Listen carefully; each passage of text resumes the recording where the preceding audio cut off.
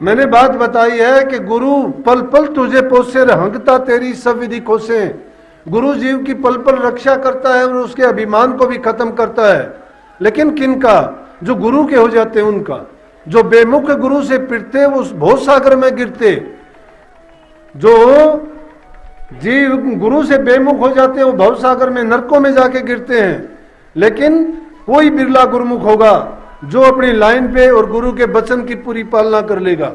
भाई जोगा सिंह वहां से तो चल दिया, लेकिन रास्ते में आके अभिमान हो गया उसको, विचार करने लग गया क्या कि मेरे जैसा भी गुरुमुख कोई हो सकता है कि शादी के समय फेरों को बीच में ही छोड़ के अपने कुल परिवार की बातों को भी, रिश्तेदारों की बातों को भी नकार दिया, अपनी शादी जो हो रही थी उसको भी मैं बीच में ही छोड़ के चल दिया, तो मेरे जैसा कोई हो नहीं सकता।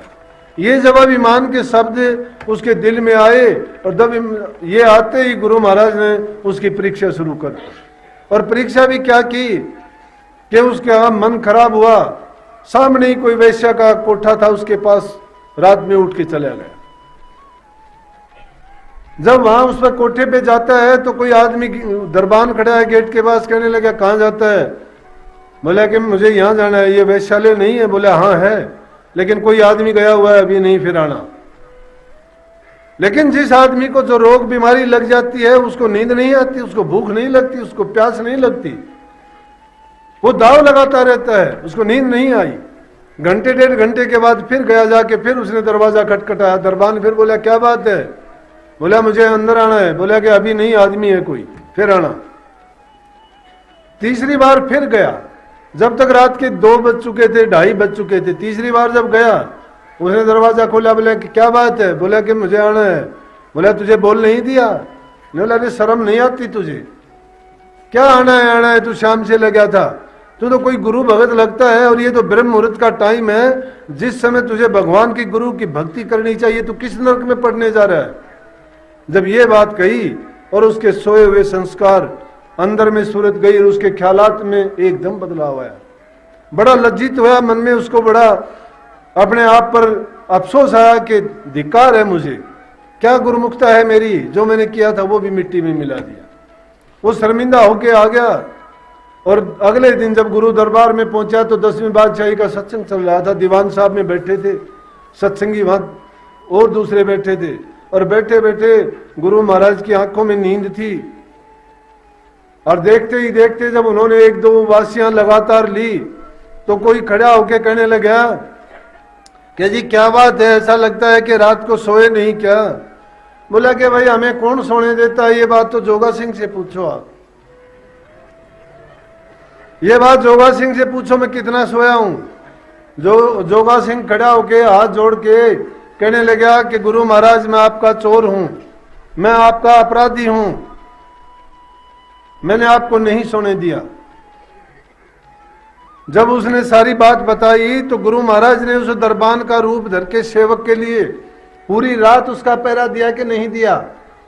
अरे जब इस प्रकार से गुरु अपना सर्वस्व लगा के भी सेवक को भटकने नहीं देते हैं, मार्ग से विचलित नहीं होने देते हैं, लेकिन गुरु की शिक्षा को शिष्य मानने वाला होना चाहिए। हम जब उनकी शिक्षा को दरकिनार कर देते हैं, उनके वचन को मानते नहीं हैं, अपने विचारों को जो हमारे मन के अंदर घुलते फिरते रहते हैं, हर बात में हम अपना स्वार्थ, अपना लालच, अपनी ही बात को मनवाना और मानना चाहते हैं। गुरु की बात में ये नहीं सोचते कि क्या मौज है। जो मौज मालिक की होती है उस मौज को समझो, दुख आता है उसको भी उपहार समझो कि मालिक ने मेरे लिए तोहफा भेजा है, इसमें भी कोई ना कोई मेरे लिए अच्छा गुण और बेहतरी की कार्रवाई हो रही है। लेकिन हम तो क्या करते हैं, जब थोड़ी दिक्कत आती है तो उसको सोचते कोसने लग जाते हैं, कहते हैं कि क्या गुरु हुआ, मुझे ये दिक्कत है, क्या नाम हुआ, मैं नाम ले नहीं सकता। अरे नाम क्यों नहीं ले सकते? हमें तो सिर्फ एक शिकायत करने के लिए बहाना चाहिए। जब हमें करने के लिए कहा जाता है तो करते कुछ नहीं है। हमें जो करना कहते हैं उसको अगर सुन के और वो करना शुरू कर दें और फिर तुम्हारा काम नहीं हो फिर कह सकते हो। लेकिन आज जो कुछ है इसको ये ना सोचना कि हमारे साथ ये क्यों हुआ, कि मैं अच्छा करते हुए बुरा क्यों हुआ, मैं सच्चा होते हुए भी मेरे साथ ऐसी घटनाएं क्यों होती हैं, परेशानियां क्यों आती हैं। ये जो पीछे के संस्कार, पीछे का कर्म का वजन और कर्म की पोटली जो बांध के हम लेके आए हैं अपने साथ, वो हर जीव को अपनी पूरी करनी ही पड़ेगी। अब अगर हम शिकायत करते हैं, बहाने लगाते हैं या चाहते हैं वो किसी न किसी तरह से कम हो जाए या गुरु काट दे, गुरु काट देगा, गुरु के लिए मुश्किल नहीं है। लेकिन गुरु कैसे काटेगा? गुरु तुम्हारे से कटवाएगा, क्योंकि कर्जा तुम्हारे सिर है। और उसको काटने का तरीका एक ही है, तुम्हें नाम जपने के लिए कहता है, किसी को दान करने के लिए कहता है, गुरु किसी को सेवा करने के लिए कहता है। कितने रास्ते हैं, किसी के कर्म भजन से कटेंगे, किसी की सेवा से कटेंगे। सेवा भी कैसी? किसी से धन की सेवा लेनी होती है, किसी से तन की सेवा लेनी होती है, किसी से मन की सेवा।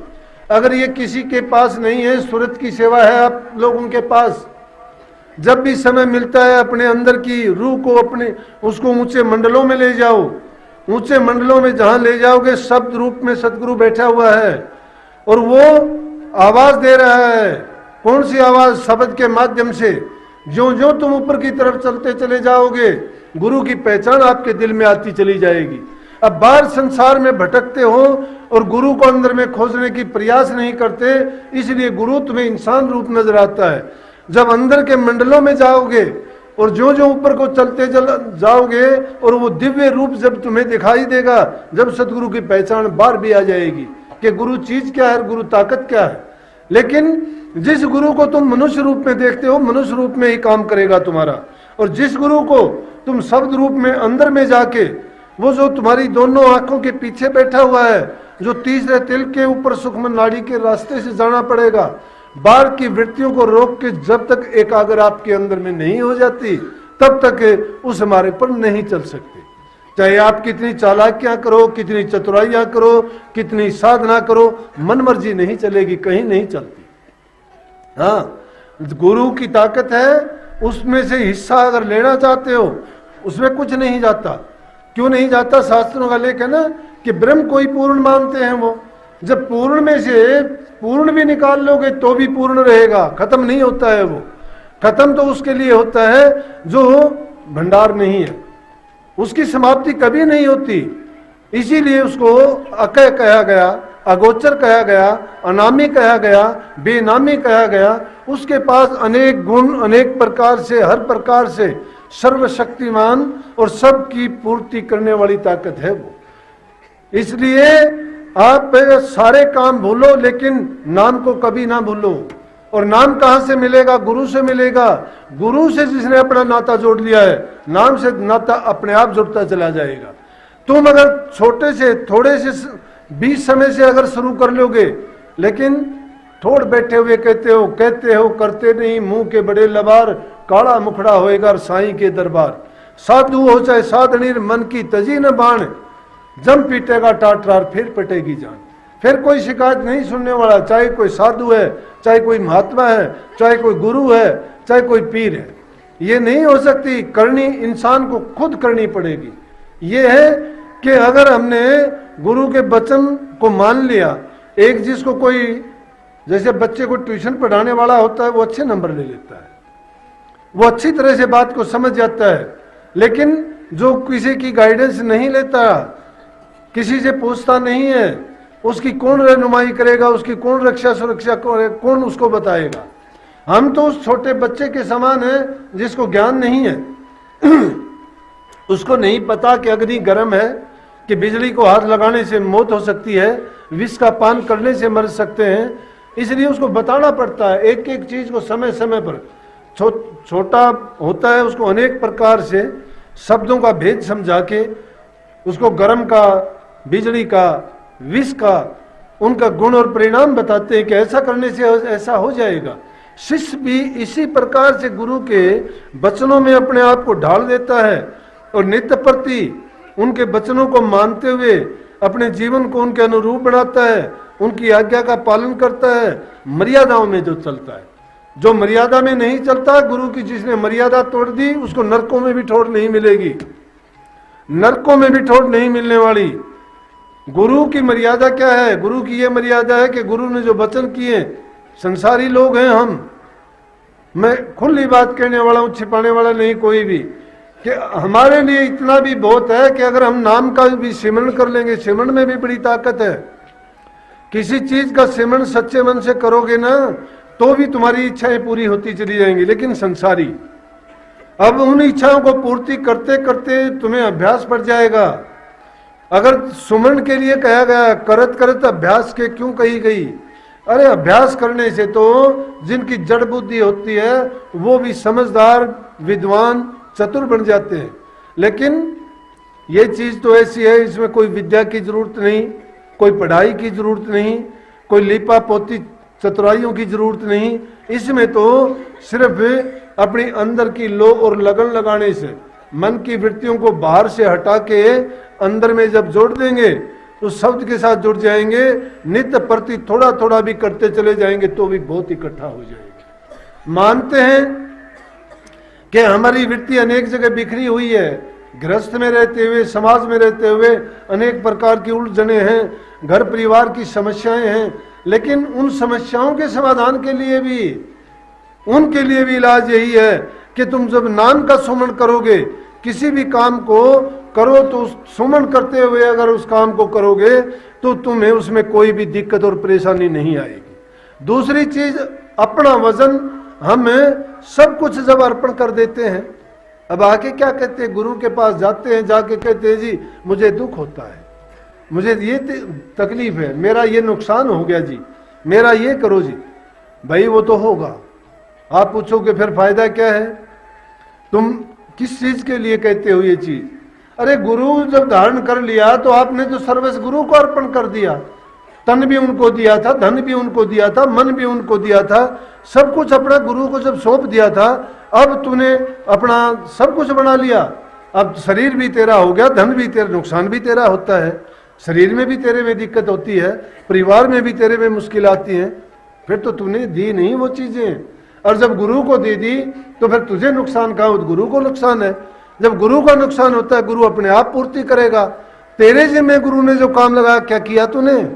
गुरु ने कहा था नाम का सिमरण करना, ध्यान करना, अभ्यास करना, नागा नहीं करना, लेकिन वो काम हमने नहीं किया। अपनी चीजें दिखावट में तो दे दी कि जी नाम दे दो, नाम की बख्शीश करो। नाम क्या काम देगा आपका? नाम को जाना ही नहीं। कबीर साहब ने तो कही है कि हम ना मरा मरे संसारा, मरे सोई जिन नाम न जाना। मरता कौन है? जिसने नाम को नहीं समझा, जो नाम को नहीं जाना। नाम क्या है? नाम भेद है, और वो भेद क्या है वो ही तो गुरु बखान करता है। नाम की दीक्षा जिसको मिल गई और नाम का आसरा सहारा जिसने ले लिया और उस नाम को वो समझता कुछ भी नहीं है।